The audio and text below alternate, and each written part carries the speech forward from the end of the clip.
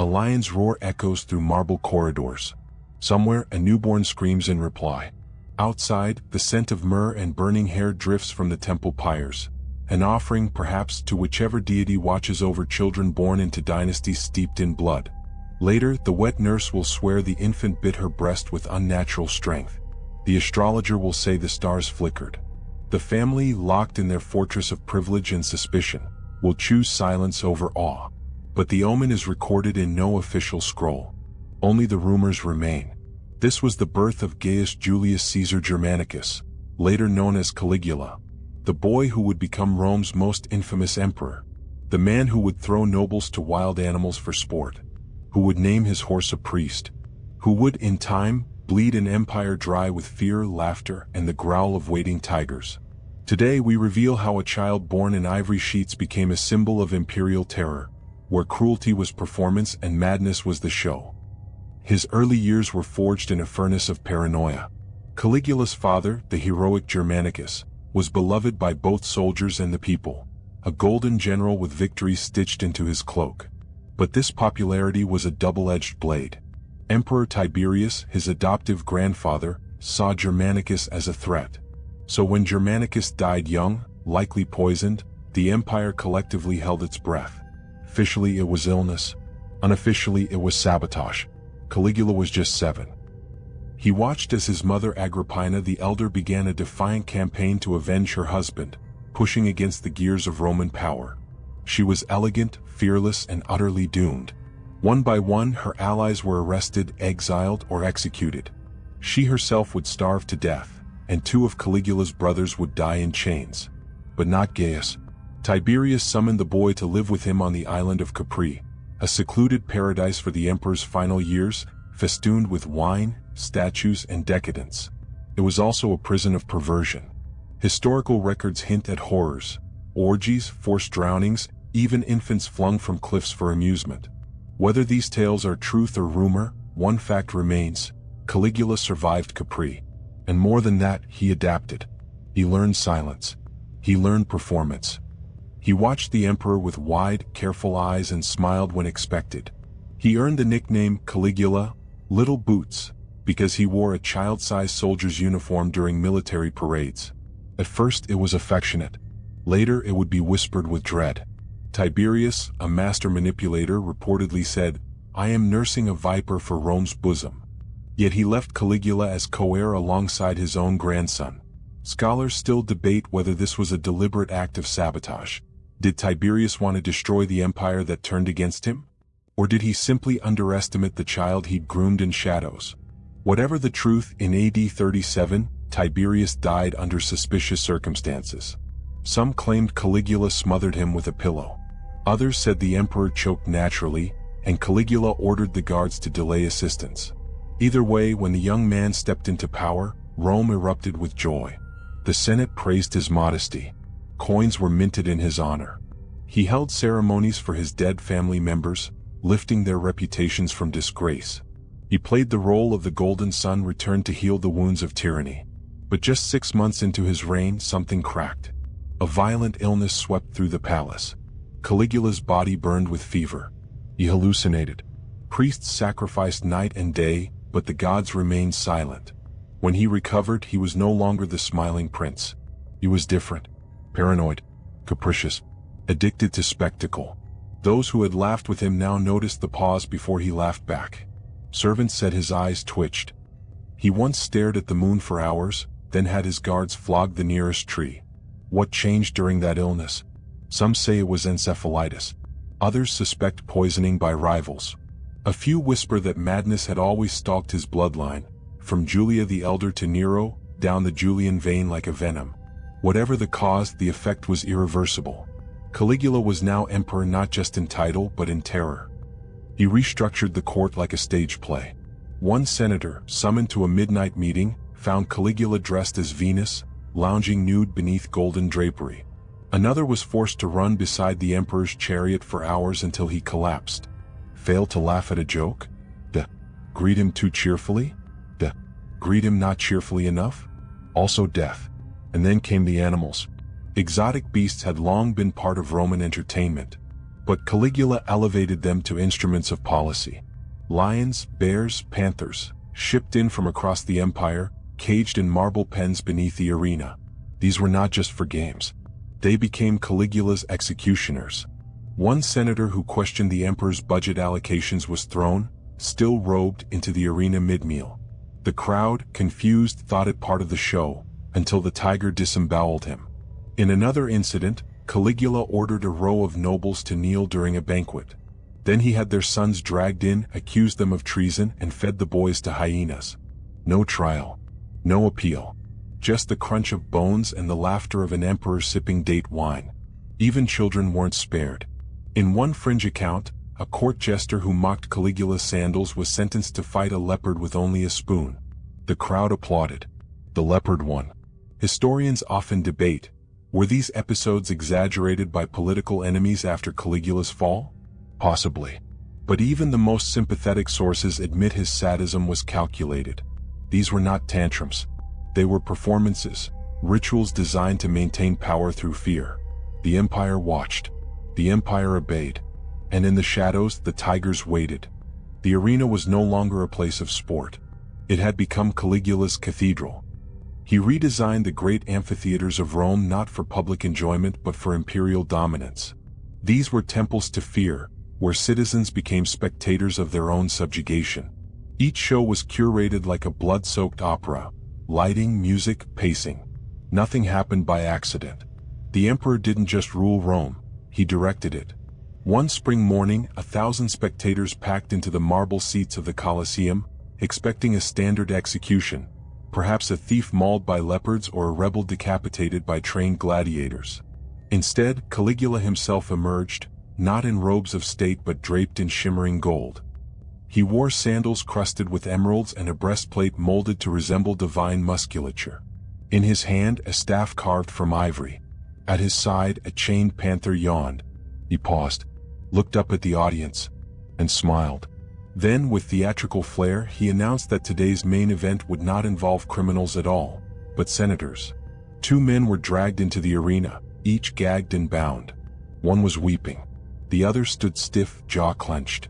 Caligula read out charges in a mock trial voice, imitating their Senate speeches and mimicking their accents. The crowd roared with laughter. Then he snapped his fingers and the panther was released. What followed was not swift. The panther had been underfed. It toyed with its prey, licked its paws, waited. The crowd watched, horrified yet entranced. And Caligula? He dined. Servants brought him platters of lark tongues and peacock eggs, dishes laced with saffron and honey.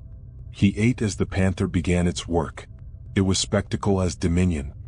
In the privacy of his palace, cruelty became more personal. He constructed what he called the Garden of Bones, a secluded courtyard where the skeletons of executed enemies were displayed as ornaments. Skulls mounted on marble columns. Femurs carved into wind chimes. The garden was closed to the public, open only to those Caligula wished to terrify. Once, he invited a visiting ambassador from Mauritania to walk the garden. The man returned home trembling and pale. Months later, the kingdom revolted. Some believe because its king had been humiliated by Caligula's grotesque displays. The emperor's inner circle was not immune. Advisors disappeared overnight. Military officers were forced to perform dances in women's clothing or face disembowelment. One general was told to bark like a dog each time Caligula snapped his fingers. When he hesitated, he was stripped naked and left chained beside a bear's cage for an entire day. By the end, the man barked on command. Servants reported seeing the emperor sleep with a dagger beneath his pillow, muttering to invisible figures. He spoke of Jupiter visiting him in dreams. Some mornings he emerged declaring himself a god. Others he accused the moon of conspiring against him. What drove this spiral?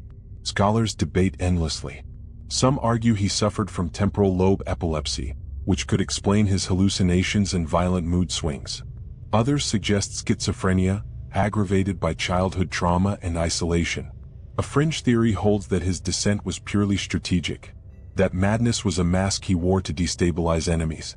And then, of course, there are the poisons. The Roman elite were no strangers to assassination by cup. There are whispers that Caligula was slowly poisoned over time, perhaps by his own wife, perhaps by a loyalist of Tiberius, or even a disaffected senator. Symptoms of arsenic poisoning can mimic madness, tremors, aggression, paranoia. No theory explains everything. But the symptoms were real. So were the bodies. At official banquets, he increasingly blurred the line between punishment and performance. In one notorious episode, he invited a dozen senators to dine with him in the Domus Aurea, his luxurious golden palace. Each seat was marked with a name. Under each plate, a dagger. When the senators sat, Caligula entered not with a toast, but with accusations. He moved from man to man, whispering crimes into their ears. Treason. Cowardice. Then he clapped. The walls parted. Lions entered, 4 of them. Not released but chained just out of reach. No one died that night. Caligula simply laughed, poured himself a goblet of wine and declared, "See how the Senate dines under my mercy." But the message was clear. Power lay not in death but in the threat of it. Rome, once ruled by law and tradition, was now governed by theater. Even the gods were not safe. Caligula ordered the heads of sacred statues removed and replaced with his own likeness. He entered temples clad in the regalia of Jupiter, demanded sacrifices in his name, and proclaimed himself both son and incarnation of divinity. One of the most bizarre episodes involved the temple of Castor and Pollux. Caligula repurposed it as a private dressing room. Worshippers were barred. Inside, he changed costumes for public appearances, togas, breastplates, even women's gowns. Some said he dressed as Diana, others as Venus, complete with wigs and false breasts. The divinity he projected was fluid, omnipresent, self-serving. His self-worship reached its pinnacle during a staged performance on the Palatine Hill, where he enacted his own deification. Witnesses say he rose from a cloud of incense, clad in gold, carried by slaves dressed as angels. Thunder was mimicked with drums. Lightning was flashed with polished shields. When he declared that Jupiter had abdicated in his favor, no one dared disagree. A senator who laughed was executed. His wife, when questioned, claimed the joke had been about her sandals. She was thrown to the lions anyway. It was not simply madness. It was a logic twisted inward. In Caligula's Rome, cruelty was control. Laughter was a leash. And every meal, every show, every ceremony was another reminder. Life was his to give, death his to orchestrate. The people didn't rebel. They applauded. Even as the animals licked the bones of senators beneath a crimson sky. The table was set with gilded cutlery. Peacocks roasted in saffron. Crystal bowls overflowed with blackberries soaked in honeyed wine. Strings of musicians plucked their lyres softly in the background, barely audible above the murmur of nervous conversation. At the center of it all reclined Caligula, bare-chested, his skin powdered with ground pearls. Around him sat Rome's elite, senators, generals, poets, and foreign dignitaries. Their eyes darted between the courses and the emperor, unsure which taste might kill them. Then mid-feast, the doors at the end of the banquet hall creaked open. 2 slaves entered, dragging chains. Behind them came the unmistakable growl of a hungry tiger. The room froze. Caligula's goblet clinked gently against his plate. "Entertainment," he said casually. "Don't stop eating." The tiger sniffed the air, jaws stained with dried blood. Moments later, a prisoner was flung into the hall, still in his senator's robes, wrists bound, lips split. He had spoken against the emperor in private only days before. Caligula had spies in every bedroom, ears behind every curtain. As the tiger stalked forward, the guests kept chewing. One vomited quietly into his sleeve. This was not a coliseum. This was the emperor's dining room. And now it was a killing floor. It became a recurring ritual. Caligula would host elaborate feasts with a rotating cast of nobles and enemies. The food was decadent, dormice stuffed with pine nuts, sauces laced with exotic spices from Parthia. The wine was endless. Guests were seated in strict hierarchical order, with spies planted among them to gauge reactions. At the height of each banquet, the doors would swing open. A lion, a panther, a bear, sometimes more than one. Always hungry, always provoked. The condemned weren't announced in advance.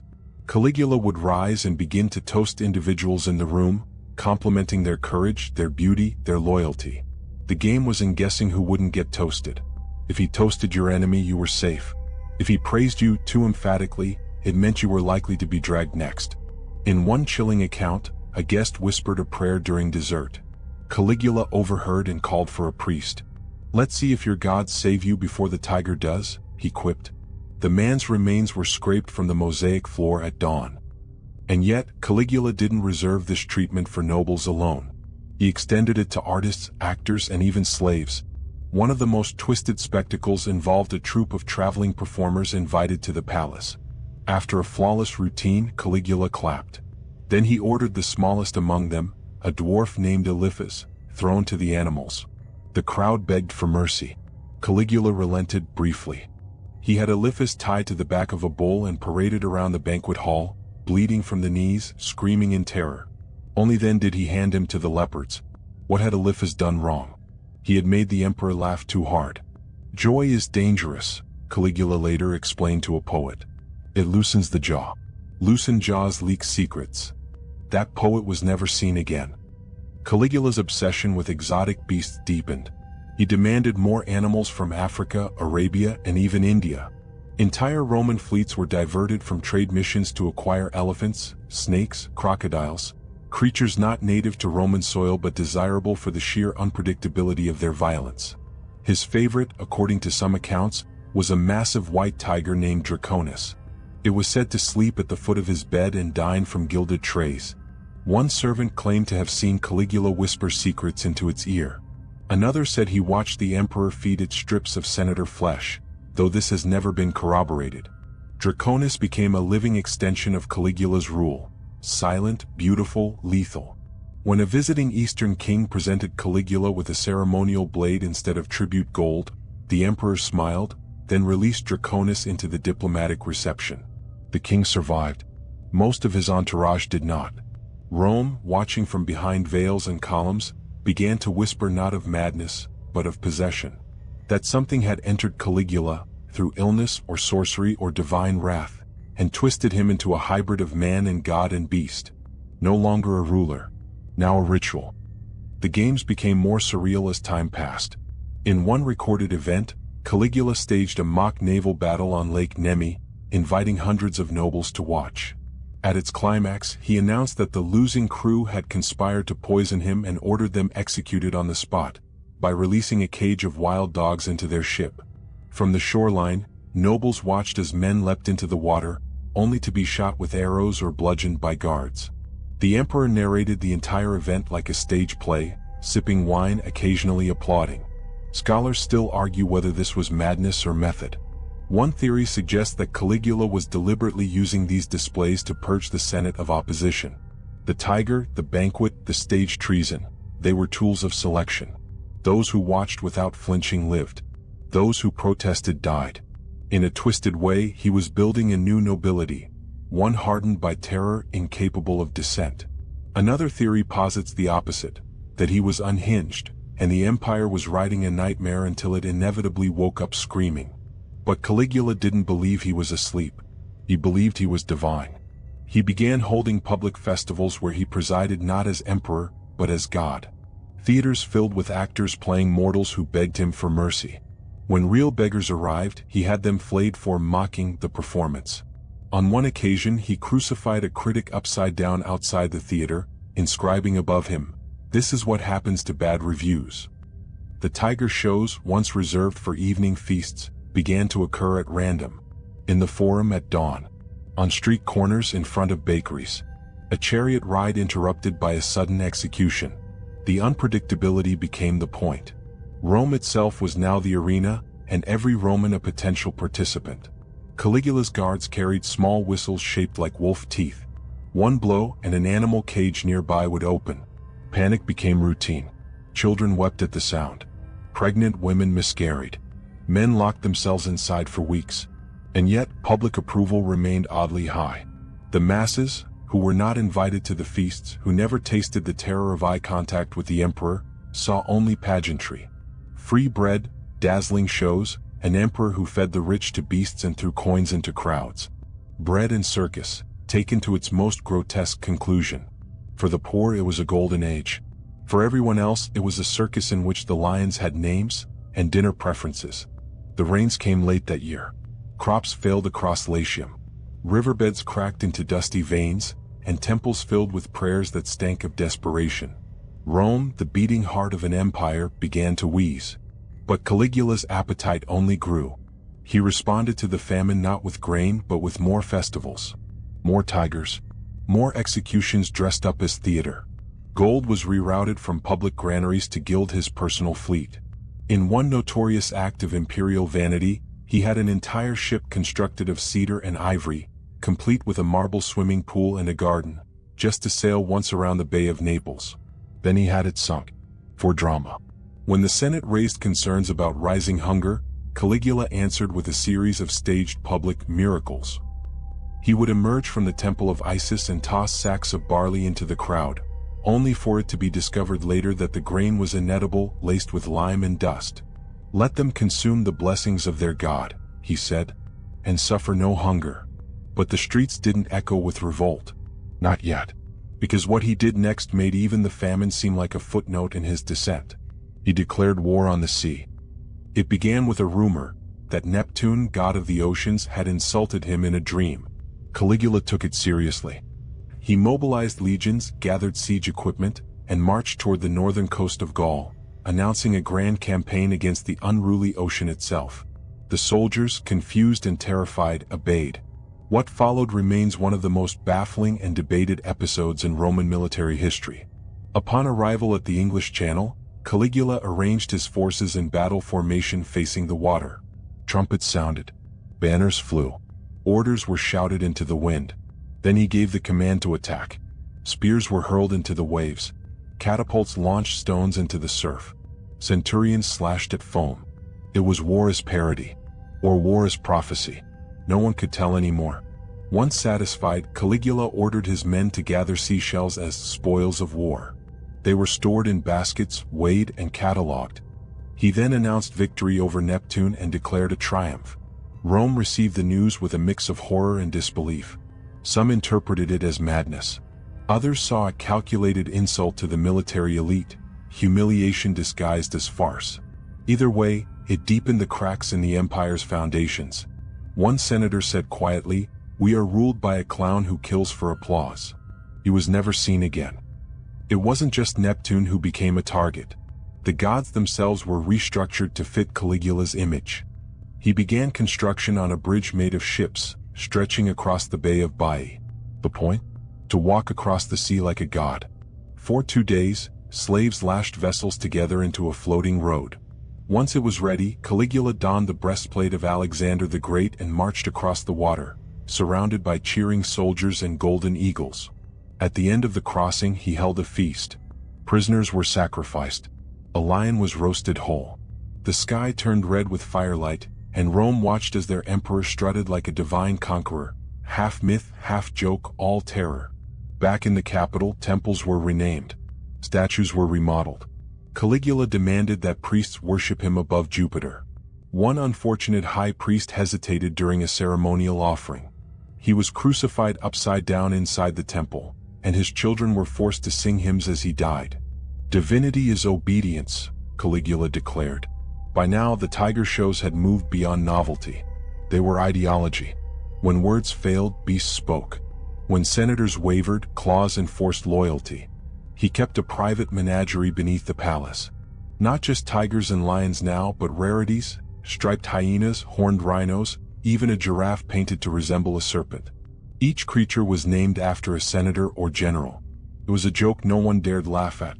Once, when questioned about a missing noble, Caligula simply gestured to the cage of a python he called Cassius. The implication was clear. The Senate stopped asking questions. Behind closed doors, his personal life decayed just as fast. He had 3 sisters, Drusilla, Agrippina, and Julia Livilla. Historians agree that Caligula had an unnatural attachment to Drusilla. He slept in her chamber. He kissed her in public. He declared her a goddess after her death, and required all citizens to worship her alongside him. Was it incest? Most sources suggest so. But the line between truth and slander is blurred. Later historians may have exaggerated. Still, even the most conservative accounts acknowledge the emotional domination Caligula exerted over his family. He also took multiple wives, often discarding them after a few weeks. In one infamous episode, he snatched a nobleman's bride from the wedding altar, declaring she belonged to him instead. He kept her for 3 nights, then sent her back used, as he allegedly put it. Love, in his world, was just another tool of conquest. By now, famine gripped the city in earnest. Bread became rare. Wine flowed freely, but only in the palace. Crowds gathered at gates, begging for relief. Caligula responded with new festivals, games of agony dressed in velvet. He created new tortures, executions by snakebite, by drowning in vats of perfume, by being crushed slowly between marble slabs. One game involved tying prisoners to posts and releasing starved monkeys. Another forced captives to drink molten gold. But through it all, his voice remained calm. His smile never cracked. He spoke of divine purpose, of purification, of shaping Rome in the image of Olympus. Was it madness? Was it theater? Was it theology? Historians still argue. But by this point, even his inner circle had begun to flinch. Whispers turned into plans. Rumors hardened into resolve. A Praetorian guard who had once fed Caligula grapes during a feast began slipping away at night. A senator whose brother had vanished into the tiger's maw started forging letters. A chamberlain whose son had been publicly disemboweled began counting heads, of allies, of enemies, of opportunities. The marble halls echoed with too much silence. The beast was beginning to snarl at its own tail. The morning began like any other. Rain drizzled over the rooftops of Rome, pooling in the cracks of the worn forum stones. The scent of wet ash clung to the air. Fires had burned all night in the lower districts, where grain riots had turned savage. But in the palace, the corridors were still, as if even the walls held their breath. Caligula awoke in a good mood.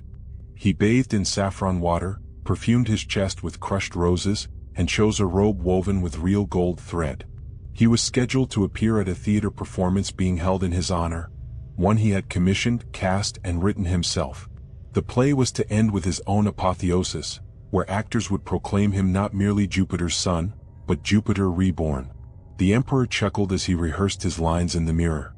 But others had rehearsed something else. The conspiracy had been planned in silence, in the echo between tiger growls and dagger clinks. Cassius Chaerea, a senior officer of the Praetorian Guard, was not the type one would expect to lead a regicide. He was quiet, severe, loyal.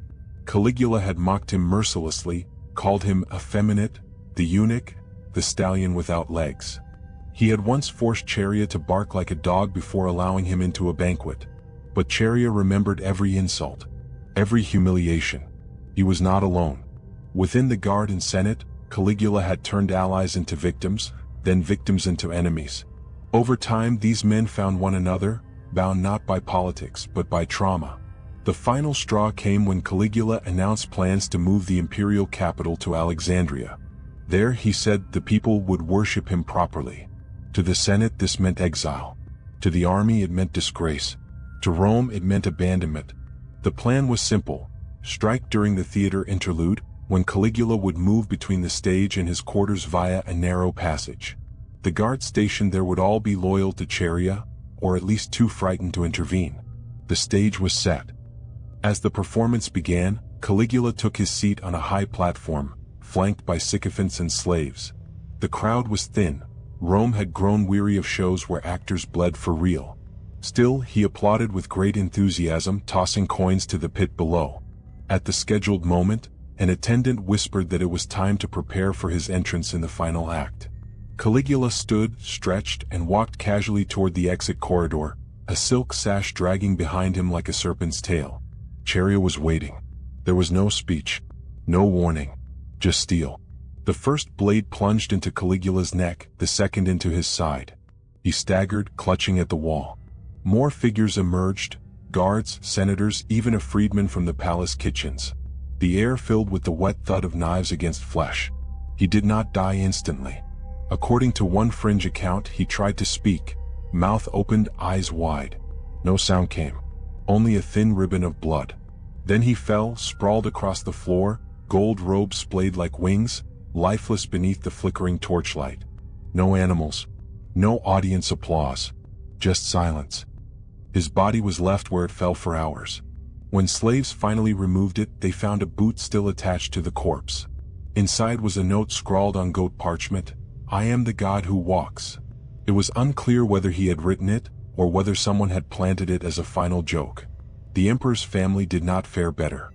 His wife, Caesonia, who many described as equally unhinged, was dragged from her chamber and slain. Their infant daughter was murdered too, her skull dashed against a wall to prevent future vengeance. It was a purification, a ritual cleansing of blood with more blood. Rome reacted with stunned relief. For some, it was deliverance. For others, a dangerous void. There was no plan of succession. The Senate briefly debated restoring the Republic. But the Praetorians acted swiftly. They proclaimed Caligula's uncle, the stammering and limping Claudius, as the next emperor. Claudius was found hiding behind a curtain in the palace, trembling. They dragged him out, crowned him in blood-soaked robes. And Rome, like a beast learning a new master's scent, accepted him. The tiger cages beneath the palace were sealed. The arenas cleaned. Caligula's likeness was torn from statues, scratched from records. His memory was condemned in a formal ceremony, damnatio memoriae, a deliberate erasure from history. But history is stubborn. Today historians still argue over what Caligula truly was. Was he mad from illness or mad with power? Was he a traumatized orphan who turned pain into performance, or a brilliant manipulator who used spectacle to maintain absolute control? Some fringe theories even claim he faked his madness to smoke out enemies, only to be consumed by the performance himself. Mainstream scholars agree on little, except this. His reign marked the moment when Roman rule ceased to be about virtue or justice. After Caligula, no emperor could claim innocence. The illusion was gone. The beast had shown its teeth. And what of the tigers? According to one legend, a slave released them into the hills after the assassination. Others say they were quietly poisoned, buried in mass pits behind the palace gardens. No records confirm it. But for years afterward, shepherds near Rome spoke of strange shapes moving in the mist. Shadows with striped backs, eyes that gleamed like fire, teeth that waited for silence. The marble steps glistened with rain as Rome exhaled. Torches dimmed. Cloaks were pulled tighter. Somewhere a child cried, not from hunger but from dreams that still echoed with roars. The beast was gone, but the smell of it lingered. In the years that followed, Rome would try to cleanse itself. New laws, new gods, new emperors with softer words and steadier hands. But beneath the Senate's polished floors the cracks remained, filled not with dust but with memories. A laugh in the darkness, a tiger's growl behind silk curtains. The empire had survived, but it had been reshaped, taught to bow not to justice but to spectacle. It learned that fear could be theater, and power a mask behind which anything might hide. And though the name Caligula was scratched from marble, burned from scrolls, and spat from lips, it would endure in the very stone of Rome. As a whisper, a warning, a lesson written in blood, that sometimes the monster wears a crown, and the audience always claps until it's too late.